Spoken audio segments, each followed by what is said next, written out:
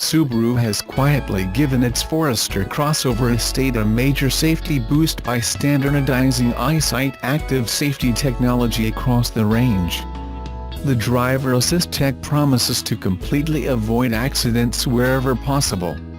Using two traffic reading stereo cameras, Subaru EyeSight is an image recognition system that captures 3D color footage and then uses advanced software to distinguish cars, motorcycles, bicycles, pedestrians, lane markings and even road furniture such as signs and bollards.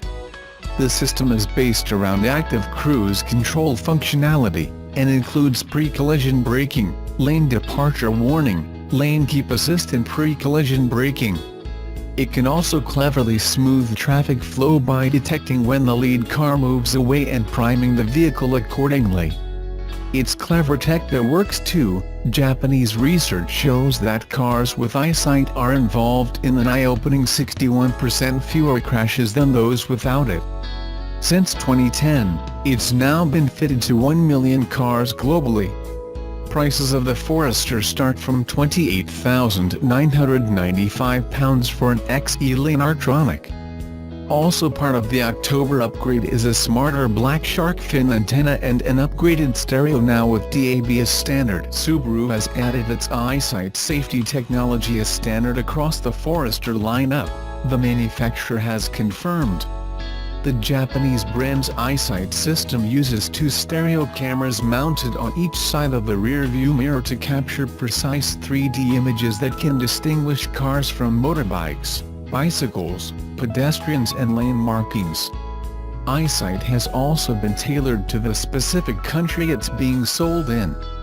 Also included in the EyeSight package is adaptive cruise control, pre-collision braking, pre-collision throttle management, lane departure, lane keep assist and LED vehicle start alert. All 6 safety features work together with the two cameras to help prevent the Forester from colliding with pedestrians and other vehicles. A study conducted by the Institute for Traffic Accident Research and Data Analysis in Japan found that Subaru vehicles equipped with EyeSight were involved in 61% fewer accidents between 2010 and 2014 than those without the equipment.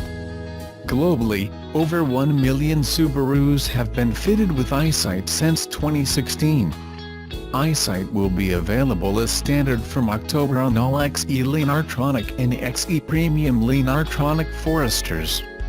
Prices start from £28,995 with the off-roader available with only 2 engines, a 148 bhp 2.0-litre petrol or a 145 bhp 2.0-litre diesel. Do you know how it feels inside the new 2018 Nissan Leaf? Last week at the Drive Electric event in Northern California, I was excited for the opportunity to get inside the pre-production 2018 Nissan Leaf and check it out for myself. It's no secret that I have been one of the biggest critics of the current 2018 Nissan Leaf, not just for its embarrassingly impractical range but also for its incredibly poor appearance. It's almost like the designer's main strategy was the same as one adopted by a dysfunctional and overprotective father whose daughter is going to her high school prom: make sure she looks as unattractive as possible so that nobody wants to take her home.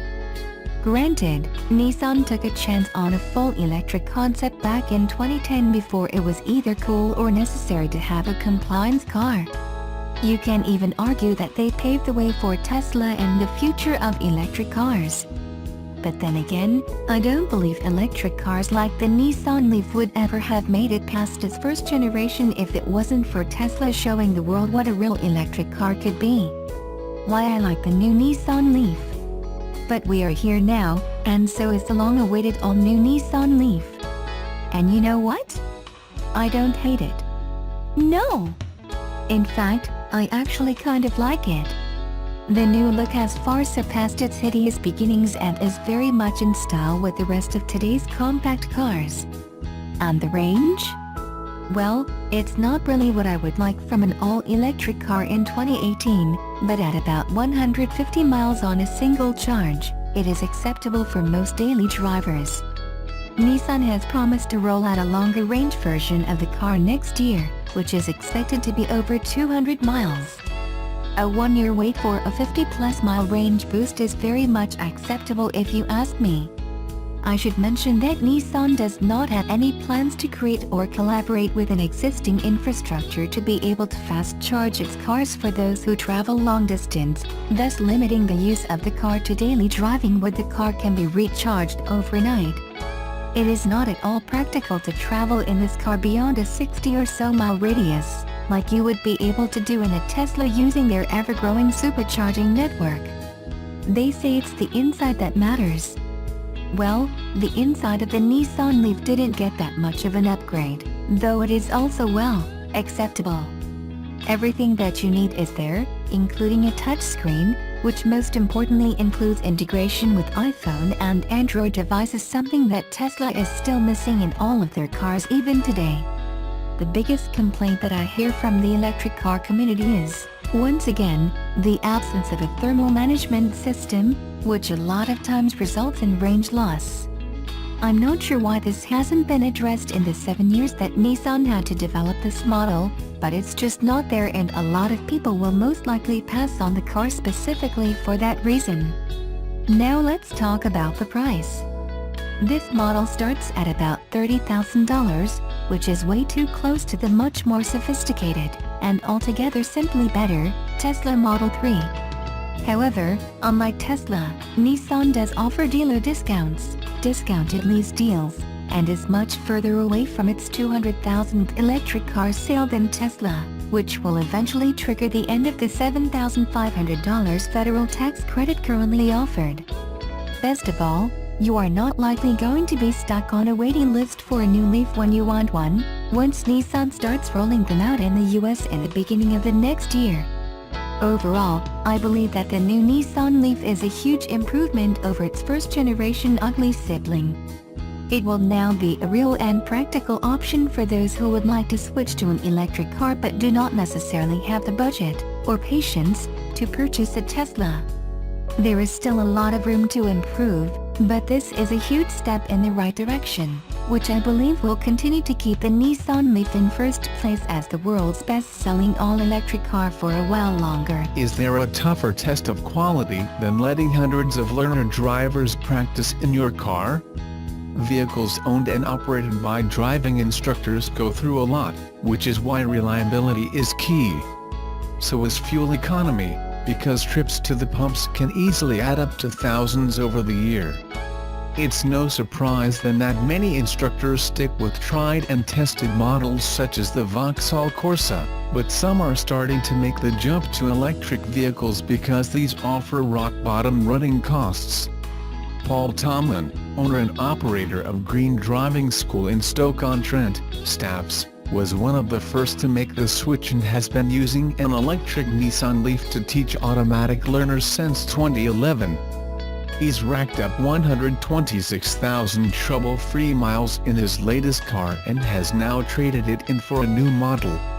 Auto Express caught up with Tomlin to see what it's like teaching the next crop of EV drivers.